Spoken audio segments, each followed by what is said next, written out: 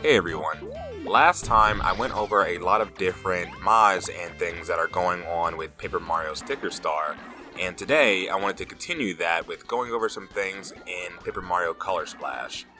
If you haven't seen the previous video, I am basically just going over different things that are going on in the modding scenes for Sticker Star, the Color Splash, the Origami King, and the Thousand Year Door on Switch. So this one is going to focus entirely on Paper Mario Color Splash, so let me just dive right in.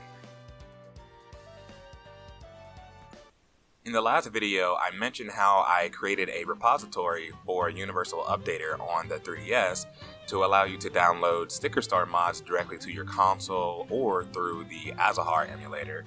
Well, just like that, we also have a mod store for Wii U where you can download Paper Mario Color Splash mods directly to your console.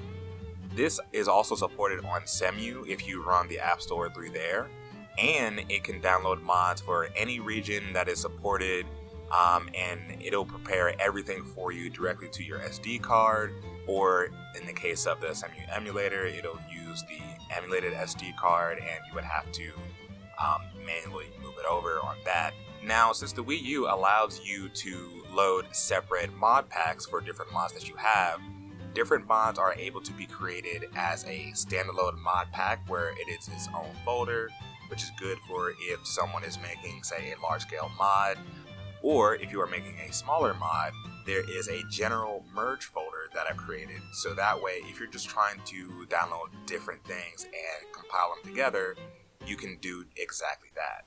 Now, one of the mods that I've created, and this was initially a test, is a enemy card shop. So we are able to change the shop items that you can buy from the store. So now, instead of just buying different cars for jumps and hammers or things like that, you can also purchase different enemy cards, and these function exactly how they would normally if you were to find them in the field, when enemies drop them, or however else you get them.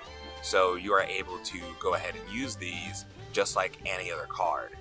Now, because this was a test, I didn't change any of the pricing on the cards, but I still made this available for anyone that just wanted to play around with it, because it is just generally fun just to mess around with different enemy cards.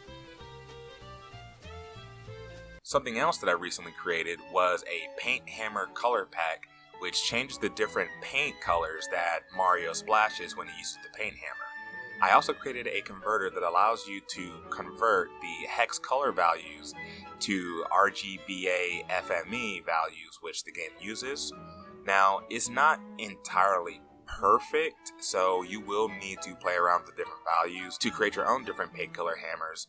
But I can say with the values that I picked out, it turned out pretty well, so that's available to download too. Now, another mod that was created a while back is a Cyan Shy Bandit card. So now the card itself, I see isn't changed, but the actual character is. So you see Shy Bandit now sports a cyan colored mask instead of the typical red mask. So pretty simple color change that you can make with the different enemies here. So you can also change different textures on any of the enemies, the NPCs, and create different unique variants as much as you would like to.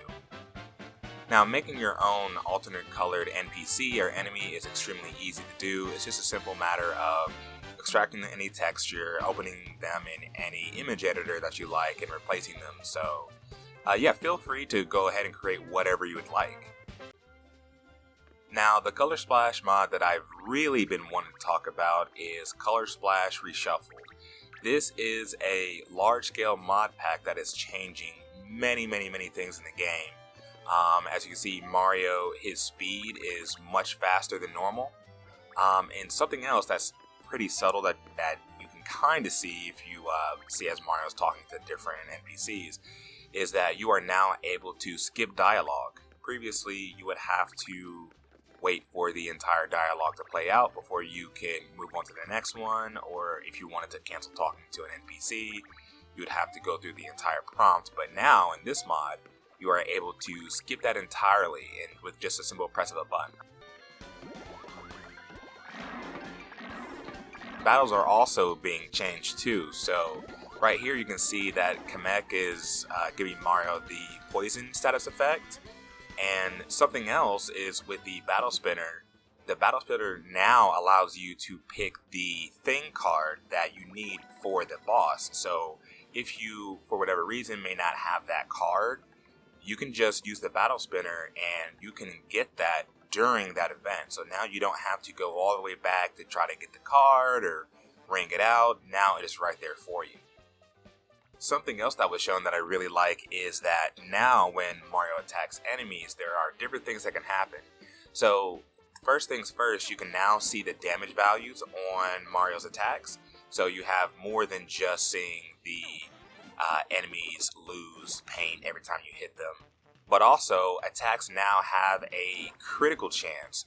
So if you ever played any RPG, I mean, most of them typically have a chance where attacks can do critical damage. Well, now in this mod, Mario can also do that same thing. So you can really see Mario do some massive damage to enemies whenever he uses that. Okay, and now one of the coolest things in this mod that actually was just shown while I was making this video is that you are now able to use enemy cards against bosses.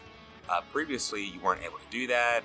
The game just would not let you do that, I believe, before they were just run away from the bosses. I can't really remember. I just know that enemies just would not work against them.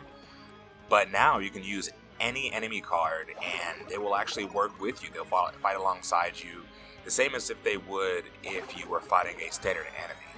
So I think this is probably one of the coolest things because it was kind of frustrating that we weren't ever able to do that before.